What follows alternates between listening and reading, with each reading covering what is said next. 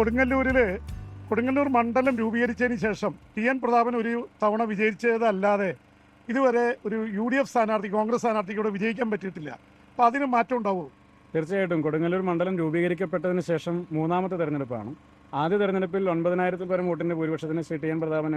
പ്രതാപൻ ഇവിടെ നിന്ന് MLA തിരഞ്ഞെടുക്കപ്പെട്ടതാണ്. 2 തെരഞ്ഞെടുപ്പുകൾ ഞങ്ങൾ പരാജയപ്പെട്ടുവെങ്കിൽ കൂടി തിരിച്ചുപിടിക്കാൻ കഴിയാത്ത ഒരു നിയമസഭാ മണ്ഡലമല്ല. രാഷ്ട്രീയ സാഹചര്യങ്ങളും കാലാവസ്ഥയും എല്ലാം ഞങ്ങൾക്ക് വളരെ അനുകൂലമാണ്. അതുപോലെ തന്നെ സംഘടനാപരമായും ഈ നിയോജകമണ്ഡലത്തിൽ 6 പഞ്ചായത്തുകളിൽ 4 പഞ്ചായത്തുകളിൽ നിന്ന് ഐക്യജനാധിപത്യ മുന്നണി ഭരിക്കുകയാണ്. പരാജയപ്പെട്ടു പോയ പഞ്ചായത്തുകളടക്കം ഞങ്ങൾക്ക് വ്യക്തമായ ഭൂരിപക്ഷം പഞ്ചായത്ത് തെരഞ്ഞെടുപ്പിൽ ഉൾപ്പെടെ ഉണ്ടായിട്ടുണ്ട്. അപ്പോൾ ഈ നിയമസഭാ തെരഞ്ഞെടുപ്പിൻ്റെ വോട്ടിംഗ് പാറ്റേൺ കുറച്ചുകൂടി വ്യത്യസ്തമായി അനുകൂലമായി തന്നെ UDFന് അനുകൂലമായി തന്നെ വരും എന്നുള്ളതാണ് നമ്മൾ പ്രതീക്ഷിക്കുന്നത്. അതോടൊപ്പം തന്നെ പ്രചരണ പരിപാടികളുമായിട്ട് മുന്നോട്ട് പോകുമ്പോഴും ജനങ്ങളിൽ നിന്നുള്ള പ്രതികരണം വളരെ പോസിറ്റീവാണ്. അപ്പോൾ ആ 2 വർഷത്തെ ചരിത്രം ഇത്തവണ തിരുത്തും ഈ തെരഞ്ഞെടുപ്പ് വിജയിക്കാൻ സാധിക്കും എന്ന് തന്നെയാണ് പ്രതീക്ഷിക്കുന്നത്. പഴയ മാളയുടെ ഭൂരിപക്ഷം മണ്ഡലങ്ങളാണ് കൊടുങ്ങല്ലൂരിലുള്ളത്. പക്ഷേ കൊടുങ്ങല്ലൂർ മുനിസിപ്പാലിറ്റി ഇപ്പോഴും നിങ്ങൾക്ക് ബാലികേറ മലയാണ്. അപ്പോൾ കൊടുങ്ങല്ലൂരിൽ നിങ്ങൾ എന്താണ്, ആ മുനിസിപ്പാലിറ്റിയാണ് പലപ്പോഴും എതിർ സ്ഥാനാർത്ഥിയെ വിജയിപ്പിക്കുന്നത്. കൊടുങ്ങല്ലൂരിൽ ഏത് തരത്തിലുള്ള മുന്നേറ്റം ഉണ്ടാക്കാൻ പറ്റുമെന്നാണ് നിങ്ങൾ പ്രതീക്ഷിക്കുന്നത്? അല്ല, കൊടുങ്ങല്ലൂർ മുനിസിപ്പാലിറ്റിയിൽ സംഘടനാപരമായി ഞങ്ങൾ പുറകിലാണെന്ന് പറയുമ്പോഴും തദ്ദേശ സ്വയംഭരണ സ്ഥാപനങ്ങളിലേക്ക് നടത്തപ്പെടുന്ന തെരഞ്ഞെടുപ്പിലാണ് പലപ്പോഴും വലിയ പുറകിലേക്ക് പോകുന്ന സാഹചര്യം ഉണ്ടാകാറുള്ളത്. നിയമസഭാ തെരഞ്ഞെടുപ്പിനും ലോക്സഭാ തെരഞ്ഞെടുപ്പിനും മുനിസിപ്പാലിറ്റിയിലെ വോട്ടിംഗ് പാറ്റേൺ വളരെ ഡിഫറൻ്റ് ആണ്. ലോക്കൽ ബോഡി തെരഞ്ഞെടുപ്പിൽ പലപ്പോഴും സംഭവിക്കാറുള്ളത് BJP ജയിക്കാൻ പോകുന്നു എന്നുള്ള വലിയ പ്രചരണം CPM അഴിച്ചുവിടുമ്പോൾ മതേതര വോട്ടുകൾ കോൺഗ്രസിൽ നിന്ന് അത് BJP ജയിക്കുമെന്നൊരു ഭയം ഉൾപ്പെടുന്ന ഘട്ടം വരുന്ന സമയത്ത് മാറിപ്പോകുന്ന സാഹചര്യം ഉണ്ടാകാറുണ്ട്. എന്നാൽ നിയമസഭാ തെരഞ്ഞെടുപ്പിൽ അതോടൊപ്പം ലോക്സഭാ തെരഞ്ഞെടുപ്പിൽ ആ വോട്ടുകളൊക്കെ തന്നെ ഞങ്ങളിലേക്ക് തിരിച്ചു വരികയും ചെയ്യാറുണ്ട്. അപ്പോൾ ഈ നിയമസഭാ തെരഞ്ഞെടുപ്പിൽ ഞങ്ങൾക്ക് ലോക്കൽ ബോഡി തെരഞ്ഞെടുപ്പിൽ നഷ്ടപ്പെട്ടു പോയ ആ വോട്ടുകളും തിരികെ ലഭിക്കുമെന്ന് മാത്രമല്ല, അവിടുത്തെ രാഷ്ട്രീയ സാഹചര്യത്തിന് വലിയ മാറ്റം ഉണ്ടായിട്ടുണ്ട്. കൊടുങ്ങല്ലൂരിൽ കഴിഞ്ഞ 10 വർഷക്കാലത്തിനിടയ്ക്ക് വികസന പ്രവർത്തനങ്ങൾ ഒന്നും തന്നെ കൊണ്ടുചെന്ന് എത്തിക്കാൻ നിലവിലെ MLAക്ക് സാധിച്ചിട്ടില്ല എന്നുള്ള വലിയ പരാതി ആ നാട്ടിലെ ജനങ്ങൾക്കിടയിലുണ്ട്. 15 ദിവസം കൂടുമ്പോൾ പോലും കുടിവെള്ളം കിട്ടാത്ത പ്രദേശങ്ങൾ കൊടുങ്ങല്ലൂരിലുണ്ട്. പുല്ലൂട്ട് ചാപ്പാറ പ്രദേശങ്ങളാണെങ്കിൽ 15 ദിവസക്കാലമാണ് അവിടെ ജനത കുടിവെള്ളത്തിന് വേണ്ടി കാത്തിരിക്കേണ്ടി വരുന്നത്. അപ്പോൾ അവരെല്ലാം വലിയ പ്രതിഷേധത്തിലാണ്. അതിനൊരു മാറ്റം ഉണ്ടാക്കണമെന്ന് ആഗ്രഹം അവർക്കുണ്ട്. 11 മുതൽ 16 വരെ ഉണ്ടായിരുന്ന UDF സർക്കാരിൻ്റെ കാലഘട്ടത്തിലാണ് മേത്തലയിലെ കുടിവെള്ളക്ഷാമത്തിന് പരിഹാരം ഉണ്ടാക്കിയത്. ശ്രീ ടി.എൻ. പ്രതാപൻ MLA ആയിരുന്ന കാലഘട്ടത്തിലാണ്. അന്ന് നടപ്പിലാക്കിയതിന് സമാനമായ പ്രൊജക്റ്റും കാര്യങ്ങളൊക്കെ തന്നെ അന്ന് തന്നെ കൊണ്ടുവന്ന പല പദ്ധതികളുമുണ്ട്.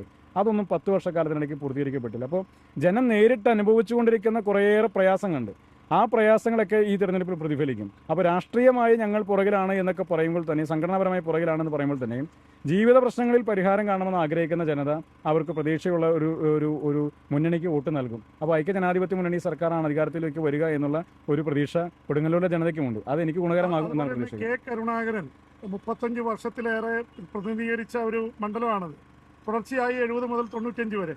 അപ്പോൾ ആ ഒരു ലെഗസി ഈ യാത്രക്കിടയിൽ താങ്കൾക്ക് അനുഭവപ്പെടുന്നുണ്ടോ? തീർച്ചയായിട്ടും ഞങ്ങൾ പ്രചരണ പരിപാടികളിലും അതോടൊപ്പം തന്നെ പൊതുയോഗങ്ങളിലും ഒക്കെ തന്നെ സംസാരിക്കുന്ന നേതാക്കന്മാരൊക്കെ ലീഡർ ശ്രീ K. കരുണാകരൻ്റെ പേര് പറയുമ്പോൾ തന്നെ നമ്മുടെ പാർട്ടി പ്രവർത്തകർക്കായാലും അണികൾക്കായാലും ഉണ്ടാകുന്ന ഒരു ആവേശവും ആത്മവിശ്വാസമൊക്കെ വളരെ വലുതാണ്.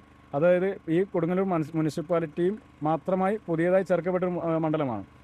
പഴയ മാളയാണ്. അതിലേക്ക് 6 പഞ്ചായത്തുകൾ നിലനിൽക്കുന്ന പഴയ മാളയിലേക്ക് കൊടുങ്ങല്ലൂർ മുനിസിപ്പാലിറ്റി കൂട്ടിച്ചേർക്കപ്പെട്ടതാണ്.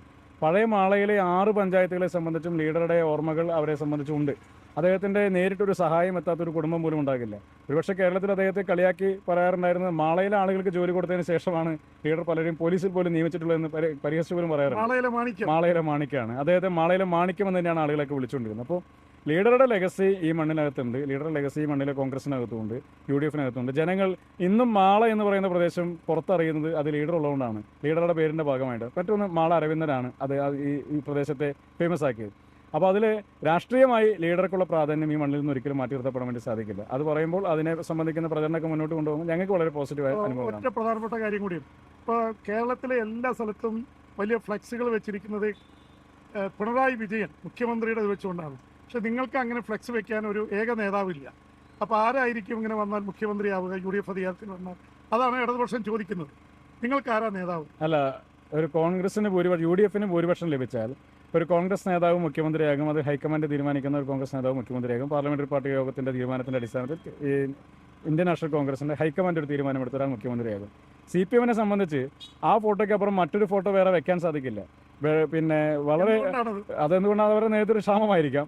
ഇപ്പോഴത്തെ കോൺഗ്രസിനകത്ത് നിങ്ങളൊക്കെ തന്നെ ആരാണ് മുഖ്യമന്ത്രി എന്ന് ചോദിക്കുമ്പോൾ തന്നെ ഒന്നിലധികം നേതാക്കന്മാർ ഞങ്ങൾക്ക് മുഖ്യമന്ത്രി സ്ഥാനത്തേക്ക് കൊണ്ടുവരാൻ കഴിയുന്ന, ജനങ്ങൾ പോലും അങ്ങനെ പലപ്പോഴും ഇവരാണ് വല്ലത് ഇവരാണോ നല്ലതെന്ന് ആഗ്രഹിക്കുന്ന തരത്തിലേക്കുള്ള നേതൃസമ്പന്നത കോൺഗ്രസിനകത്തുണ്ട്. CPM എന്നൊരു നേതൃ ദാരിദ്ര്യമുണ്ട്. മാത്രമല്ലല്ലോ ഇവിടെ മുഴുവൻ കാണുന്ന ഫ്ലെക്സ് ബോർഡുകളിലെ ഹോർഡിങ്ങളിൽ കാണുന്ന ചിത്രമൊന്നും അതൊരു PR എക്സർസൈസിന്റെ ഭാഗമായിട്ടുള്ളതാണ്. ആ PR എക്സർസൈസും ഈ തെരഞ്ഞെടുപ്പിൽ ഞങ്ങൾക്ക് ഗുണകരമാണ്. കാരണം മൂന്നാമതും പിണറായി വിജയൻ അധികാരത്തിലേക്ക് എന്ന് പറയുമ്പോൾ ജനം ആകെ ഭയപ്പെടുന്നുണ്ട്. അദ്ദേഹത്തിന്റെ മുഖം കൂടുതലായി കാണിക്കുന്ന പ്രചരണ പരിപാടികൾ LDF നടത്തുന്നത് അത് കോൺഗ്രസിനും UDF ഈ തെരഞ്ഞെടുപ്പിൽ ഗുണം ചെയ്യും. കാരണം പലതും അവർ ഓർത്തുകൊണ്ടേ ഇരിക്കുകയാണ്. അപ്പോൾ സ്വർണ്ണക്കൊള്ളയെ സംബന്ധിച്ച് അവർ ഓർക്കും, അതോടൊപ്പം തന്നെ വിലക്കയറ്റത്തെ സംബന്ധിച്ച് ഓർക്കും, വൈദ്യുതി ചാർജും മറ്റ് നികുതി വർധനവിനെ സംബന്ധിച്ചൊക്കെ ജനം ഓർക്കും. ജനങ്ങളെ സംബന്ധിച്ച് കഴിഞ്ഞ 10 വർഷ കാലഘട്ടത്തിനിടയിൽ ഒരുപാട് പ്രയാസങ്ങൾ അടിച്ചേൽപ്പിച്ചൊരു സർക്കാർ കൂടിയാണ്. ആ സർക്കാരിൻ്റെ പ്രതിനിധിയായി വീണ്ടും ഇദ്ദേഹം തന്നെയാണ്, അല്ലെങ്കിൽ ആ മുന്നണിയുടെ പ്രതിനിധിയായി വീണ്ടും ഇദ്ദേഹം തന്നെയാണ് ഭരണത്തിലേക്ക് വരിക എന്ന് പറഞ്ഞാൽ അവർക്ക് വോട്ട് ചെയ്യാൻ വേണ്ടി നിൽക്കുന്ന ആളുകൾ പോലും ഈ തെരഞ്ഞെടുപ്പിൽ UDF വോട്ട് ചെയ്യും എന്നാണ് ഞങ്ങൾക്ക് തോന്നുന്നത്. യൂത്ത് കോൺഗ്രസിന്റെ സംസ്ഥാന പ്രസിഡന്റ് എന്ന നിലയിൽ OJ ജനീഷ് കുമാറിന് സീറ്റ് ലഭിച്ചു. പക്ഷേ പാർട്ടി പ്രഖ്യാപിച്ചിരുന്ന യുവാക്കൾക്കും വനിതകൾക്കും കൂടുതൽ സീറ്റ് എന്നുള്ളത് ചെയ്യാൻ പറ്റിയില്ല എന്നുള്ള ആരോപണങ്ങൾ നിലനിൽക്കുന്നുണ്ട്. അല്ല, കഴിഞ്ഞ തവണ ഞങ്ങൾ മത്സരിച്ച ചില സീറ്റുകളിൽ ഇത്തവണ സ്വാഭാവികമായി ക്ലെയിം ഉണ്ടായിരുന്നു. സ്വാഭാവികമായും അവരെല്ലാം തന്നെ വീണ്ടും ആ സീറ്റുകൾ ആഗ്രഹിച്ചിരുന്നു. പക്ഷേ അവസാന ഘട്ടത്തിലേക്ക് ചില സീറ്റുകളിൽ മാറ്റം വന്നുപോയത് പിന്നെ നമുക്കെല്ലാവർക്കും അറിയാമല്ലോ, സ്ഥാനാർത്ഥി പട്ടിക പ്രഖ്യാപിച്ചതിന് ശേഷം CPM-നകത്തുണ്ടായ പൊട്ടിത്തെറി, ആ പൊട്ടിത്തെറിയുടെ ഭാഗമായി പാർട്ടി കോട്ടകളിൽ നിന്നടക്കം പുറത്തേക്ക് വന്ന പല നേതൃത്വങ്ങളെയും സാമൂഹ്യപരമായി സോഷ്യലായി അവരെ പ്രൊട്ടക്ട് ചെയ്യേണ്ട ഒരു ഉത്തരവാദിത്വം നമ്മൾ ഏറ്റെടുത്തതിൻ്റെ ഭാഗമായി അവരെ ഈ തെരഞ്ഞെടുപ്പിൽ സ്ഥാനാർത്ഥികളാക്കുകയും ചെയ്തു. മാത്രമല്ല അവരെല്ലാം ഉന്നയിച്ച വിഷയങ്ങൾ ജനങ്ങൾക്കിടയിൽ ഉയർത്തിപ്പിടിക്കേണ്ട സാഹചര്യം ഉണ്ടായിരുന്നു. യൂത്ത് കോൺഗ്രസ് അതിൽ പ്രശ്നം അല്ല, അതിൽ പ്രശ്നമുണ്ടെങ്കിൽ ചിലയിടത്തൊക്കെ അഭിപ്രായ വ്യത്യാസങ്ങളൊക്കെ പറഞ്ഞിരുന്നെങ്കിൽ കൂടി ഇതൊരു പൊളിറ്റിക്കൽ കോസാണ്. അതിൻ്റെ ഭാഗമായിട്ടാണ് ആ സീറ്റുകളിൽ അത്തരത്തിലൊരു ധാരണ ഉണ്ടാകുന്നത്. ഇപ്പോൾ ഒന്ന് പയ്യന്നൂരിലാണ്, മറ്റൊന്ന് തളിപ്പറമ്പിലാണ്. ഇതെല്ലാം തന്നെ കടുത്ത ഇടതുപക്ഷ കോട്ടകളായിരുന്ന സീറ്റുകളാണ്. ആ സീറ്റുകളിലൊക്കെ തന്നെ ചെറുപ്പക്കാരായ സ്ഥാനാർത്ഥികൾ മത്സരിപ്പിച്ച് കോൺഗ്രസ് അവരെ അവർക്കുള്ള അവസരങ്ങൾ കൊടുത്തിരുന്നെങ്കിൽ കൂടി ആ സീറ്റുകളിൽ CPM-ന് വലിയ രാഷ്ട്രീയമായ പ്രതിസന്ധി സൃഷ്ടിക്കാൻ സാധിക്കുന്ന നേതാക്കന്മാർ അവിടെ നിന്ന് കടന്നു വരുമ്പോൾ അത് ആ സാഹചര്യത്തിൽ നമുക്ക് ഒരു രാഷ്ട്രീയ പാർട്ടി എന്ന നിലയ്ക്ക് എടുക്കാവുന്ന ഒരു നയസമീപനം എന്നതിനെ കാണേണ്ട കാര്യമുണ്ട്. ഇപ്പോൾ G. സുധാകരനെ പോലൊരു നേതാവ് ഏതെങ്കിലും ഒരു കാലഘട്ടത്തിൽ CPM-ന് രാജിവെച്ച് പുറത്തു വരുമെന്നും അദ്ദേഹം മെമ്പർഷിപ്പ് പുതുക്കാതിരിക്കുമെന്നും അത് ഈ തെരഞ്ഞെടുപ്പിനകത്ത് മത്സരിക്കാൻ വേണ്ടി കരുതുന്ന രാഷ്ട്രീയ സാഹചര്യം ഉണ്ടാകുമെന്ന് നമ്മൾ കണക്കാക്കിയിരുന്ന കാര്യമല്ലല്ലോ. അപ്പോൾ അത്തരം ഒരു ഘട്ടം ഉണ്ടാകുമ്പോൾ ആ ഒരു രാഷ്ട്രീയ സാഹചര്യത്തിൽ G. സുധാകരനെ പോലൊരു നേതാവ് അത്തരത്തിൽ തീരുമാനമെടുക്കുമ്പോൾ അതിൽ കോൺഗ്രസ് പിന്തുണയ്ക്കുന്ന ഘട്ടം ഉണ്ടായിട്ടുണ്ട്. അവിടെ സ്വാഭാവികമായും അതിൻ്റെ ഭാഗമായി അവിടെയും 1-2 സീറ്റുകളിലൊക്കെ ചില മാറ്റങ്ങൾ ഉണ്ടായിട്ടുണ്ട്. അപ്പോൾ അതിൽ 10 വർഷക്കാലം സമരം ചെയ്ത യുവ കോൺഗ്രസ്സുകാരെ സംബന്ധിച്ച് MLA ആകുക എന്നുള്ള ഒരു ട്യൂഷൻ്റെ ഭാഗമായിട്ടല്ല ആ സമരങ്ങളൊന്നും നടത്തിയത്. 10 വർഷക്കാലം ഈ സമരങ്ങൾ മുഴുവൻ നയിച്ചതും ഈ സമരങ്ങളുടെ ഭാഗമായി മർദ്ദനമേറ്റതും ജയിലിൽ പോയതുമെല്ലാം തന്നെ ഈ സർക്കാരിനെ താഴെ ഇറക്കുക എന്നുള്ളതാണ്. അപ്പോൾ ഒരു പൊളിറ്റിക്കൽ കോസിൽ അത് യുവ കോൺഗ്രസ്സുകാർക്ക് പൊരുത്തപ്പെടാവുന്ന ഒരു കാര്യം തന്നെയാണ്. എന്നാൽ കൂടി 8ഓളം സ്ഥാനാർത്ഥികൾ ഇപ്പോൾ ഈ തെരഞ്ഞെടുപ്പിൻ്റെ ഭാഗമായിട്ട് മത്സരിക്കുന്നുണ്ട്. കൊടുങ്ങല്ലൂരിൽ UDF-ന്റെ സ്ഥാനാർത്ഥി അഡ്വക്കേറ്റ് OJ ജനീഷ് കുമാർ സംസാരിക്കുകയായിരുന്നു 24-നോട്.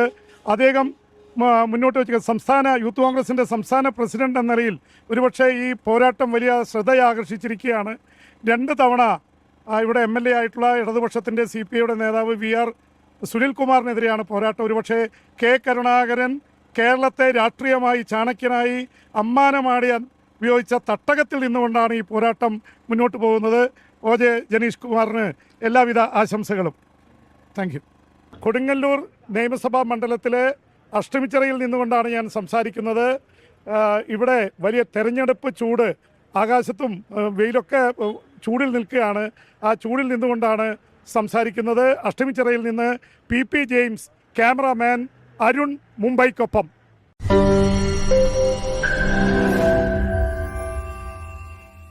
ലോകത്തെവിടെയായാലും ഏത് സമയത്തും 24 വാർത്തകളും ഓഗ്മെന്റഡ് റിയാലിറ്റി പാക്കേജുകളും എക്സ്പ്ലെയിനറുകളും വിശദമായി കാണാൻ ഞങ്ങളുടെ YouTube ചാനൽ നിങ്ങൾക്ക് സബ്സ്ക്രൈബ് ചെയ്യാം.